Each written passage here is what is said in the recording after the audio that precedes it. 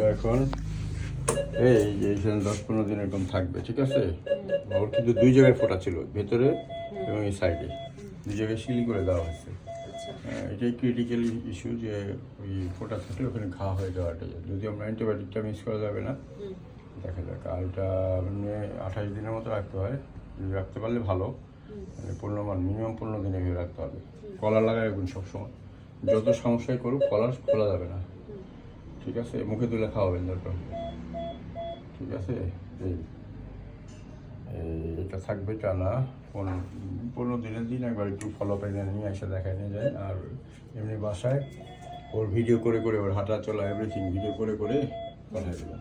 এখন ওই স্যালাইনের মধ্যে সব অ্যান্টিবায়োটিকগুলো দেওয়া হচ্ছে, ঠিক আছে? এখন তো চলাফেরা করতে পারবে না। হ্যাঁ, না বেড রেস্ট, চলাফেরা করতে পারবে। আর একটু বেশি ঘোরাঘুরি করলে এই পাটা ফুলে যেতে পারে, ভয় কিছু নাই, ফুলে ঢোল হয়ে যাবে, ঠিক আছে? কিন্তু ভয় করার কারণে এটা যখন আমরা কেটে দিব, যখন ফুলে গেলে যখন নিয়ে আসবেন তখন যদি একটু কেটে দেবে, ঠিক আছে? তাহলে ঠিক হয়ে যাবে।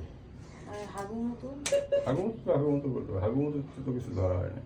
হাগু মতো মানে করতেছে না, কিন্তু করবে। হাগু তো করতেছে না। উপর থেকে পড়লে যে বললাম যে যদি হাগুর রাস্তায় কোনো সমস্যা হয় সেটা আলাদা ইস্যু।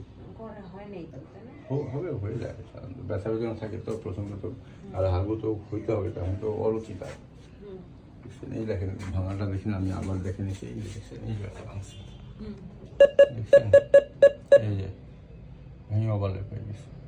এ থেকে আমরা সোজা যখন টান করে দিচ্ছি, টান করে দেওয়ার ফলে এই যে এটা জায়গা মতো বসে গেছে, ঠিক আছে? এখন এই ক্যালসিফিকেশনটা হয়ে গেলেই জোড়া লেগে যাবে ইনশাআল্লাহ। 15 দিনের মধ্যেই সম্ভাবনা আছে, তাই তো? হ্যাঁ, কারণ যে একটু বেকায়দা জায়গাতে এটাই একটু সমস্যা। ইমোবিলাইজ থাকলে আর বেশি ঘোরাঘুরি করতে দেবে না।